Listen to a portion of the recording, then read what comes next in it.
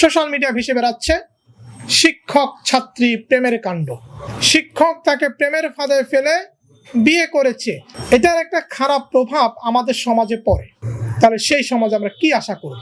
একটা ভিডিও দেখে হতাশ হলাম কারণ হচ্ছে যখন দেখতে পাই শিক্ষক এবং ছাত্রীর প্রেমের কাহিনী, সেই প্রেমের কাহিনী থেকে সেই বিয়ে থেকে নামানোর প্রসঙ্গ, ছাত্রীকে মেনে নেয় না, ছাত্রীকে অত্যাচার করে। আমাদের সমাজের এতটা অবক্ষয় হয়েছে, এটা বলার বাইরে। এখানে আমি কাউকে দোষ দিব না, এখানে দোষ দিব আমাদের সমাজ ব্যবস্থাকে। যেই সমাজ ব্যবস্থায় একজন ছাত্রী যেই শিক্ষককে বাপের মতো শ্রদ্ধা করবে, সেই শিক্ষককে দেখে সে টিটকারি করে, বিভিন্ন কথা বলে, প্রেমের অঙ্গভঙ্গি করে। আবার একই সাথে যে শিক্ষক একজন ছাত্রীকে সন্তানের মতো মনে করবে, সেই ছাত্রীকে সন্তান তুল্য মনে না করে মনে করে প্রেমিকা তুল্য, হয় না পড়াশোনা, ছড়িয়ে পড়ে কুকীর্তি। এটার একটা খারাপ প্রভাব আমাদের সমাজে পড়ে। যাই হোক, সোশ্যাল মিডিয়া ভেসে বেড়াচ্ছে শিক্ষক ছাত্রী প্রেমের কাণ্ড। সেই কাণ্ডে ভুক্তভোগী হচ্ছে ছাত্রী, এবং আমরা সেখানে দেখতে পাচ্ছি শিক্ষক তাকে প্রেমের ফাঁদে ফেলে বিয়ে করেছে।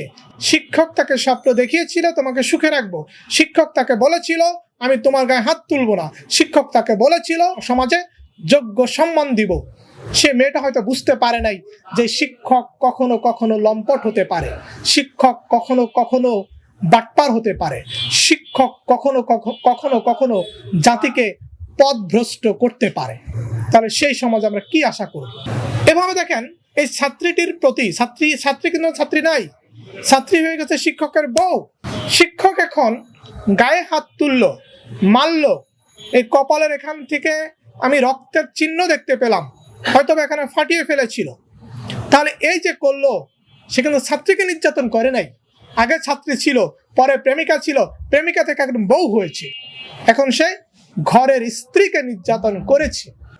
এটার জন্য তো অবশ্যই আমাদের সুস্পষ্ট আইন রয়েছে, নারী ও শিশু নির্যাতন দমন আইন, এবং এটা 2025 সালে সংশোধনও হয়েছিল।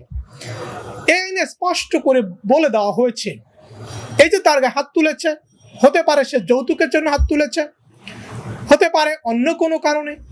যাই হোক, এটা যদি যৌতুককে কেন্দ্র করে নির্যাতনটা হয়ে থাকে, এটার জন্য শাস্তির বিধান আমাদের নারী ও শিশু নির্যাতন দমন আইনের 11 ধারাতে স্পষ্ট করে বলে দেওয়া হয়েছে।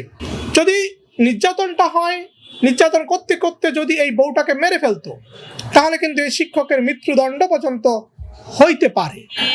বা যদি এরকম হয় যে এই ছাত্রীকে, এই বউটাকে মৃত্যু ঘটানোর চেষ্টা করেছে, সেখানেও কিন্তু শাস্তির বিধান রয়েছে।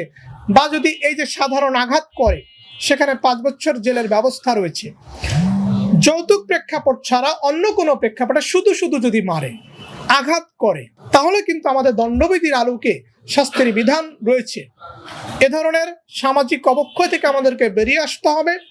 শিক্ষকদের উচিত শিক্ষিকাদেরকে বা ছাত্রীদেরকে নৈতিক শিক্ষা দেওয়ার আগে নিজে নীতিবান কিনা সেই দিকে মনোনিবেশ করা। কারণ আমি ব্যক্তি হিসেবে যদি নীতিবান না হই, তাহলে তো আমি মানুষকে নীতিবাক্য দিয়ে লাভ নাই। আমার মাধ্যমে যখন অপকর্ম ছড়াচ্ছে, আমি মানুষকে অপকর্ম বিরোধী কথা বলে তো কোনো লাভ হবে না। তো এই কারণে সামগ্রিকভাবে শিক্ষকদের অবদান এখানে অনেক পালন করতে হবে। এবং একই সাথে আমরা যারা ছাত্র রয়েছি, তাদেরকেও কিন্তু আমাদের যারা অভিভাবক রয়েছে, তাদেরকে ভালোভাবে গাইডলাইন করতে হবে। ভাই কি বলবো, দুঃখের কথা, যে সমাজে ছাত্রীর মায়ের সাথে শিক্ষক প্রেম করে, সেই সমাজ থেকে আসলে অনেক বেশি আশা করা যায় না। দেশে দেশে সবার সাথে দ্য নিউজ।